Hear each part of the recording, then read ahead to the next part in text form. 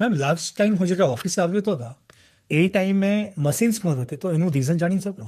હા, ત્યારે અમારી પાસે પૂરતો સ્ટોક નહીં હતો. સ્ટોક ન હતો.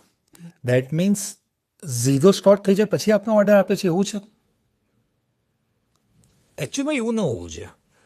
ફોર એક્ઝામ્પલ, તમારે સ્ટોક આઉટ ઓફ સુરતથી હશે, તમે બોમ્બેથી મંગાવો છો, તો બોમ્બેથી સુરત આવતા 2 દિવસ લાગે છે.